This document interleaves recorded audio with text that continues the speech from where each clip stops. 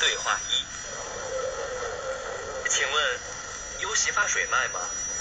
啊，就在前面的架子上。Megmondaná, kérem, hogy lehet-e itt sampot venni? Ott van szemben a polcon. Második párbeszéd. 对话二，我想退货。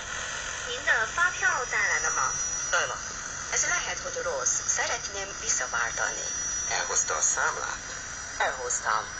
Harmadik párbeszéd. 对话三，给您换一个行吗？不要了，您给退了吧。 Kicserélem ezt önnek, rendben? Nem. Kérem, váltsa vissza. Ezek voltak a mai párbeszédeink. Remélem, mindent értettetek. Most pedig hallgassuk meg az ismerkedés a kínai kultúrával című részt. Ismerkedés a kínai kultúrával.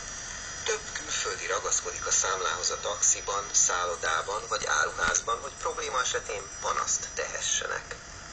A számlák fontosak lehetnek garancia érvényesítésére, karbantartásra, csere esetére, illetve a minőséggel kapcsolatos vitáknál. Ne felejtse elkérni a taxisofőrtől sem a számlát, mert ha valamit véletlenül a taxiban felejt, a számla alapján megtalálhatja azt. Vásárláskor is jobb megtartani a számlát, ha bármi probléma felmerülne, cserére vagy javításra van szükség. Számla nélkül semmi ilyenre nincs lehetőség. Hogyan szerezhet az ember számlát? Az eladótól kell kérni, hogy nyomtasson egyet, illetve a taxiban az út végén a sofőrtől átvenni.